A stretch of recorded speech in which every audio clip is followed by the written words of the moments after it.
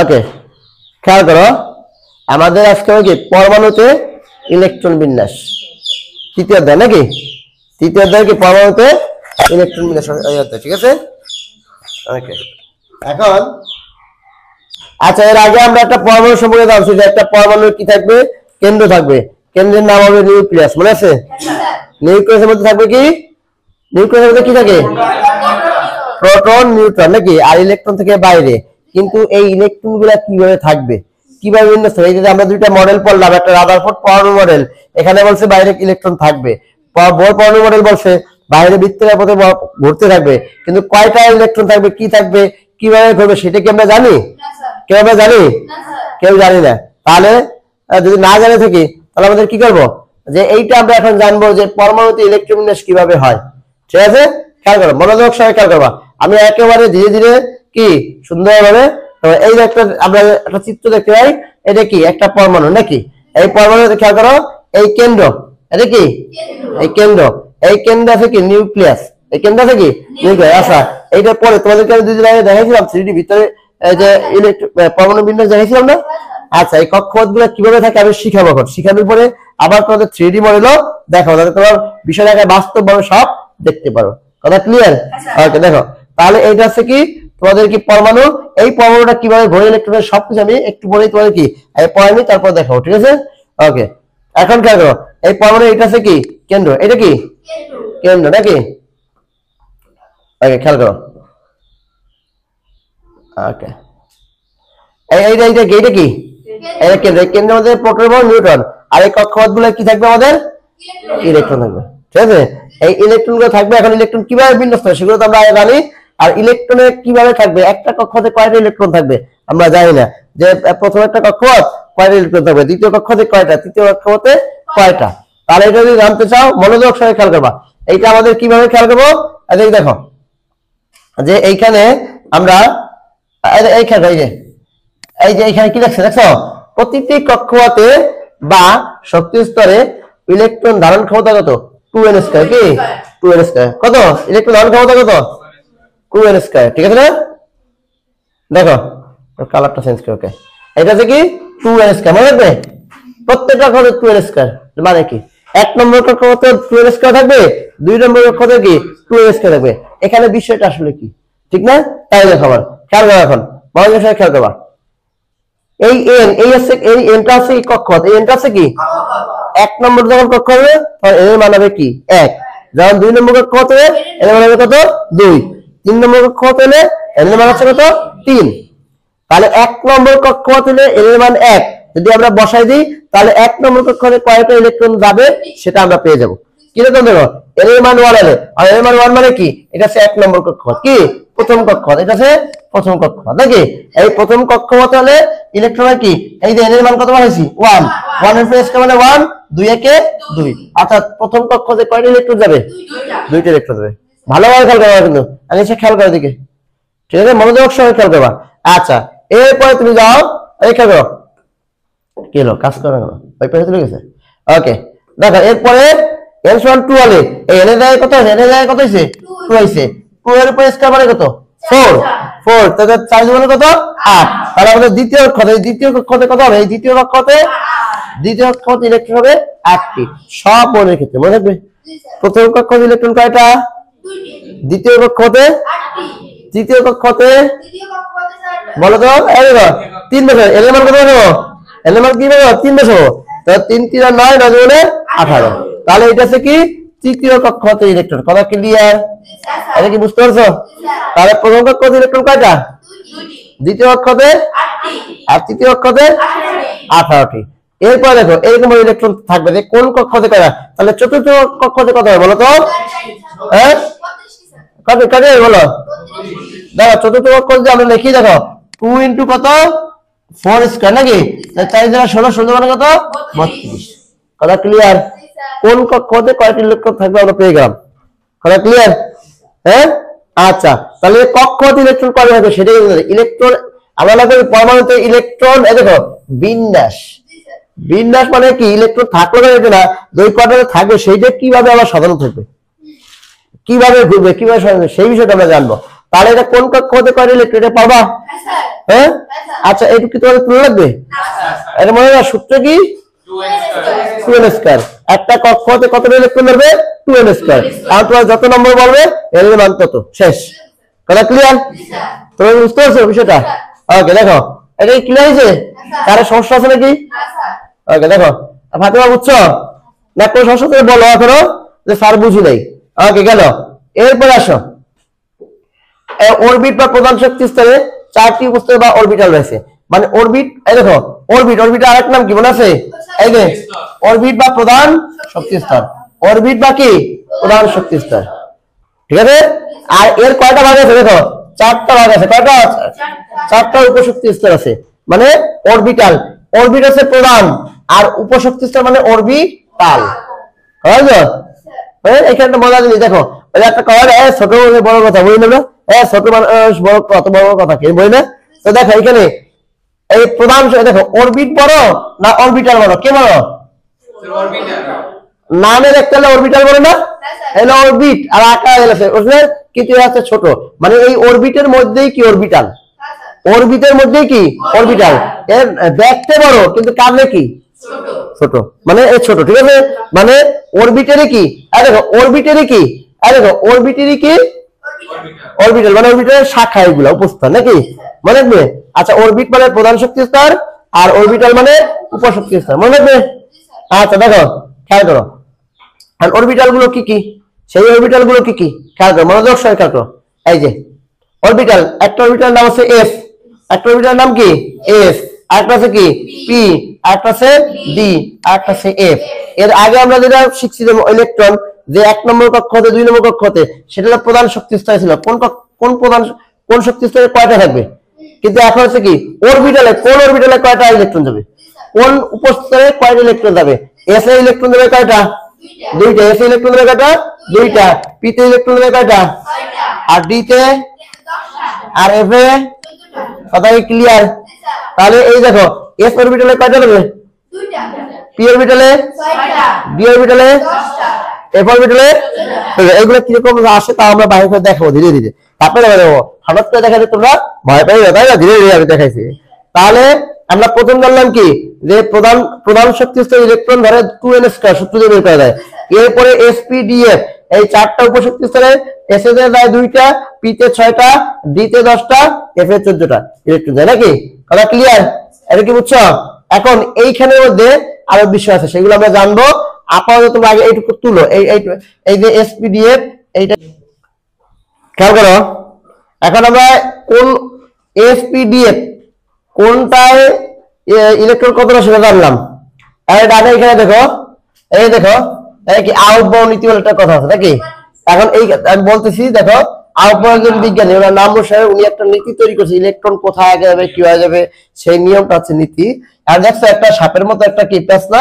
এটা জাস্ট বোঝানো হয়েছে দেখো দেখো 1s মানে বোঝানো হয়েছে দেখো এগুলা লেখা আছে কি 1s এখানে বোঝাই কি দেখো 1 কোনটা s কোনটা নাকি? দেখি এখানে আমি করছিলাম দেখি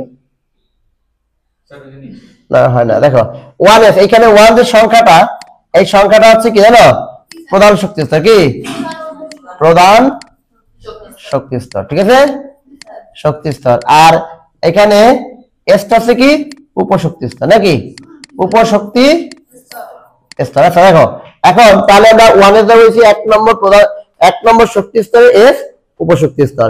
এখানে 2s দ্বারা বলছি কি 2 নম্বর শক্তি স্তরে এস অরবিটাল নাকি? এরপর 2 নম্বর শক্তি স্তরে পি অরবিটাল, হ্যাঁ 3 নম্বরের এস অরবিটাল, 3 এর পি অরবিটাল, 3 এর ডি অরবিটাল। এখানে আমরা বুঝতে পারছি কি 1 আছে তো এস অরবিটাল, 2 তে আছে তো 2s 2p আছে নাকি? 3 তে আছে 3s 3p 3d 4s 4p 4d এগুলো লেখার পরে আমাদের আগে ইলেকট্রনটা যাবে কোথায়? মনোযোগ সহকারে খেয়াল করো। হ্যাঁ আগে ইলেকট্রন কোথায় যাবে? 1s আগে ইলেকট্রন কোথায় যাবে? 1s এ। এরপর 1s থেকে ইলেকট্রন কোথায় যাবে? 2s এ। 2s এ যাওয়ার পরে তো 2p 2p এর পরে 3s এ 3s এর পরে 3p। আসলে এটা কিভাবে হইলো আন্দাজে? জি না একটা কথা হচ্ছে কি দেখো এখানে লাগছে কি এখানে কি লিখছি দেখো তো এখানে কি লিখছি শক্তির ঊর্ধ্বক্রম অনুসারে ইলেকট্রন প্রবেশ করে অর্থাৎ কম শক্তি সম্পন্ন অরবিটালে আগে ইলেকট্রন প্রবেশ করে। মানে কি শক্তির ঊর্ধ্বক্রম মানে কি ছোটবেলায় পড়ছো না সংখ্যার ঊর্ধ্বক্রম মানে কি ছোট থেকে বড় আর বড় থেকে ছোট হলে কি অধক্রম। আর ঊর্ধ্বক্রম মানে ছোট থেকে বড়, অর্থাৎ আগে ইলেকট্রন যাবে কোথায়? আগে ইলেকট্রন যাবে কোথায়? কম শক্তি সম্পন্ন অরবিটালে। অরবিটাল মানে কম শক্তি সম্পন্ন। এখন মনে করো 3s আর 2p, মনে করো এই দুটোর মধ্যে কোনটা ইলেকট্রন আগে যাবে? যার শক্তি কম, যার শক্তি কম, যার শক্তি কম। এখন কার শক্তি কম কার শক্তি বেশি আমরা জানবো? জানি? আমি জানি? কেউ জানো? কেউ জানো না। আর শক্তি কম বেশি কিভাবে জানবো? শক্তি কম বেশি কিভাবে জানবো, ঠিক না? সেই বিষয়টা কথা কি বলছি বুঝছো? দেখো মনোযোগ সহকারে খেয়াল করো, এই জিনিসটা আমি দেখাইতেছি। এখানে দেখো, আরে ইলেকট্রনের নীতি। এখানে কি হয়েছে? পরমাণুতে ইলেকট্রন প্রথমে সর্বনিম্ন শক্তির অরবিটালে প্রবেশ করে এবং পরে ক্রমান্বয়ে উচ্চ শক্তির অরবিটালে প্রবেশ করে। কথা ক্লিয়ার? এটা এটা মনে রাখবে, এরপরে লিখবে একটু পরে। দেখো এরপরে দেখো, যে অরবিটালে n প্লাস, এটা কি n প্লাস l, এটা কি n প্লাস l, 1 এর মতো লাগে, এটা l আর কি। n প্লাস l এর মান কম, সেই অরবিটালের শক্তি কম এবং সেই অরবিটালের ইলেকট্রন আগে প্রবেশ করবে। তাহলে n হচ্ছে কি? আমি n হচ্ছে কি প্রধান শক্তি স্তর, l হচ্ছে কি? l আছে স্পিন মান। এই জিনিসটা কি তোমরা ধীরে ধীরে দেখো, ছোট তোমরা এখন অনেক কিছু জানো। এটা কি রকম বের করে আমি দেখাই দিতেছি। দেখো এখন দেখো এখানে n সমান কত? n সমান 1 2 3, l সমান কত? spdf এর মান, spdf এর মান। এই l এর lটা হবে কি? spdf এর মান। spdf এর মান কত? s এর মান আছে কত? 0, p এর মান আছে কত? 1, d এর মান আছে কত? 2, f এর মান আছে 3। কথা ক্লিয়ার? এখন আমি বলছিলাম কত? আমি বলছিলাম কত? 2p। কি বলছিলাম? 2p আর 3s কার মান বেশি? 2, এই হলো 2 প্লাস p এর মান কত বলো তো? p এর মান কত? 1 না? আর p এর মান কত? 1, 1 প্লাস 2 তাহলে কত? 3। আর 3s এর মান কত বলো তো? 3 প্লাস 0 সমান 3। তাহলে কোনটার শক্তি বেশি আছে? দুইটাই তো সমান। দুইটাই কি সমান? দুইটাই কি সমান শক্তি। তাহলে সমান শক্তি হলে আমার ইলেকট্রন কোনটা? আমরা বললাম এখানে প্রশ্ন করছি কি, পরমাণুতে ইলেকট্রন প্রথমে সর্বনিম্ন শক্তির অরবিটালে প্রবেশ করে। সর্বনিম্ন শক্তির অরবিটালে কি কথা ভালো হয়েছে, কিন্তু ইলেকট্রন আগে কোথায় যাবে? সর্বনিম্ন অরবিটাল শক্তি স্তর, উপশক্তি স্তর, সর্বনিম্ন উপশক্তি স্তর। আর আমি বললাম যে 2p আর 3s এর মধ্যে কোনটা আগে যাবে? এখন একটা পাইলাম যে 2p পাইলাম কত? 2p এর মান হচ্ছে কত? 3, আর 3s এর মান পাইলাম 3। ঠিক আছে, এখন দুটো তো সমান, যাবে কোনটায়? এই ক্ষেত্রে মনে হয় যদি সমান হয়ে যায় তাহলে যেটা n এর মান ছোট ওইটা আগে যাবে, যেটা n এর মান ছোট ওইটা আগে যাবে, এর আগে যাবে। কথা ক্লিয়ার? দেখছো আমরা যদি বলি যে 2p দেয় আগে হলো 3s এর মান যাবে তো একটা, ঠিক আছে। আর দুই জনে দুই পক্ষে বললে তাহলে কোনটা সঠিক হবে? ঠিক আছে, তাহলে বিষয়টা বুঝতে পারছো? n প্লাস l, l এর মান কি? ওই s এর মান 0, p হলে কত? 1, d হলে 2, f এর মান 3। হ্যাঁ যেমন কি 3d অরবিটালের জন্য দেখো 3d আর লিখে দাও। তুমি বুঝতেছো কিছু? এরপরে যদি না লিখতে হবে কিন্তু বাই দেবো। দাও 3d অরবিটালের জন্য, 3d অরবিটালের জন্য n সমান কত? 3। 3d অরবিটালের জন্য n সমান কত? 3। কেন? এই যে প্রধান শক্তি 3। আর d এর মান কত বলো তো? এই d এর মান কত? এই যে d এর মান কত? 2 না? 2 না? তাহলে এখানে n এর মান কত? 2। ঠিক আছে না? তাহলে n হচ্ছে, তাহলে n প্লাস l কত হলো? 3 প্লাস 2 মানে 5। ঠিক আছে? আচ্ছা এবারে আমরা আরেকটা দেখি। দেখো এটা কি আবার 4s অরবিটালের জন্য। দেখো 4s অরবিটালের জন্য n সমান কত? 4, আর l এর মান কত? 0, অতএব n প্লাস n কত? 4। তাহলে দেখছো এই যে 3d এর মান কত? 3d এর মান কত? 5, আর 4s এর মান কত? 4। তাহলে কোনটা ইলেকট্রন আগে? তোমরা বলো। কথা বলো নাই? কোনটা ইলেকট্রন আগে? 4s আগে। 4s ইলেকট্রন কি 4s এর মান কম, কম শক্তি সম্পন্ন। কথা ক্লিয়ার? হ্যাঁ তোমরা বুঝতে পারছো? আগে ইলেকট্রন কোথায় যাবে? 4s এ যাবে। আচ্ছা তোমরা কি এইটা ইলেকট্রনটা শিখছিলে? তোমরা অত শিখেছো মনে আছে? এই যে ডায়াগ্রাম করে শিখেছি আমরা। হ্যাঁ পারো? ডায়াগ্রাম শিখো না? হ্যাঁ তুমি পারো না? স্যার আমাদের এইটা ইউজ করুন পড়াশোনা নেই স্যার। শোনো আমার শোনো আমার পড়ছো কিনা না হচ্ছে এটা শুধু বললে হবে। ডায়াগ্রাম করে এরকম শিখছো নাকি? যে পরিবর্তন কাটা 18 পর্যন্ত করেছিল, 20 পর্যন্ত করেছিলাম। ওকে 20 পর্যন্ত করেছিলাম এবং ওইখানে একটা করা হয়েছিল, তোমাদের মনে আছে কিনা? তোমরা সিলাইতে যেখানে পড়ছিল একটু পড়িতে না, একটু ডাউনলোড করছিল নাকি? দেখ যে ওইখানে আমরা বলছিলাম যে আমরা বলছিলাম যে 3 নম্বর কক্ষতে 18টা ইলেকট্রন দেবে, কিন্তু 18টাতে 8টা না যে 4 নম্বরে যায় কেন? সেই কাহিনীটাই এখানে চলে আসছে। সেইটাই আমরা ক্লিয়ারলি, তবে এখন ধরতে পারতেছো না, আস্তে যাবো সমস্যা নাই। দেখো কাজেই 3D দেখো 3D অরবিটালে 4s এর চেয়ে কি 4s এর অরবিটালে বা কি কম শক্তি সম্পন্ন, যে কারণে কি তাই ইলেকট্রনের প্রথমে কি 4s অরবিটালে এবং পরে 3D অরবিটালে প্রবেশ করবে। এই কারণে আপাতত এই পর্যন্ত দেখো, তারপর আমরা উদাহরণ সহ পরে ব্যাখ্যা করবো। ঠিক আছে, এই পর্যন্ত আমরা মনে রাখলাম যে যে অরবিটালের মান কম হবে, যে অরবিটালের মান কি হবে কম হবে, ওইটা আগে ইলেকট্রন প্রবেশ করবে। কিন্তু কিভাবে কম বেশি আমরা বের করব, তার সূত্র কি n প্লাস l। মনে থাকবে? এটা কি মনে থাকবে? কোন শক্তি স্তরে কি কোনটা বেশি শক্তির আর কোনটা কম শক্তি কি দিয়ে বের করব, n প্লাস l। কথা কি ক্লিয়ার? হ্যাঁ হবে। এর মধ্যে কোনটার কম আর কোনটার বেশি এই উপর নির্ভর করে, যার কম হবে তার মধ্যে ইলেকট্রন আগে প্রবেশ করবে। মনে থাকবে? আচ্ছা, এগুলো সব লিখবা, দাও আমি দিব, সব লিখতে হবে। দেখো আবার একটু বললাম সহজের কথা বলছিলাম না, সেই কারণে দেখো আবার দুটি অরবিটালে n প্লাস l এর মান যদি সমান হয়, তাহলে যে অরবিটালে l এর মান কম, হ্যাঁ ওই একটু রাখলাম 2p আর কি লিখলাম 2p 3s। এইখানে l এর মান কত, এটা n এর মান কত 2 আর এটা n এর মান 3, তাহলে এইটা দুটোটা যদিও সমান, তারপর কি 2p তে আগে ইলেকট্রন যাবে। হবে ইলেকট্রন যাবে মানে কি তোমরা অনেকে এখনো ধরতে পারতেছো না, আমরা পরে পরবর্তীতে আসতেছি, ইলেকট্রন বিন্যাসে আসতেছি। দেখো তাহলে এখানে দেখো এখানে বলা হয়েছে যে এখানে দেখো 3d ও 4p কি বলা হয়েছে 3d ও 4p, তাহলে 3d এর মান কত 3, d এর মান কত 2, d এর মান 2 না, এখানে d এর মান কত 2, 3 আর 2 কত 5, আর এখানে কত এই 4p 4 এ কত 4 আর এর মানে কত 1, তাহলে 5, তাহলে এই দুটো সমান হলো না। 3d আর 4p কি সমান, কিন্তু কোনটা আগে ইলেকট্রন যাবে 3d তে, কারণ এর মান ছোট। কথা বুঝতে পারছি?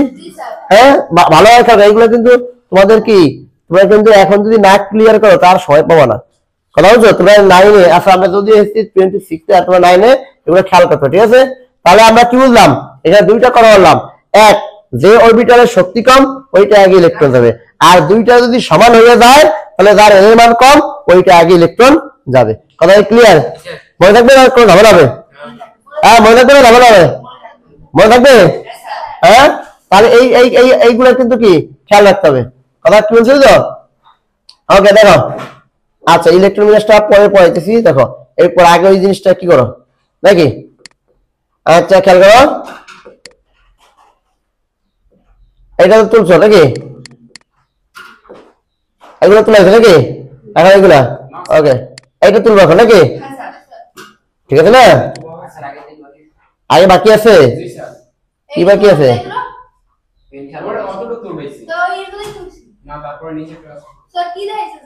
নিচে এই কথাটা এইটা আগে ওই নিচে পরে আবার শিখাবো, আমি এইটা করার পরে শিখাবো, ঠিক আছে? আপাতত কি এইটুকু কি করো, এইটা তুলো, ঠিক আছে?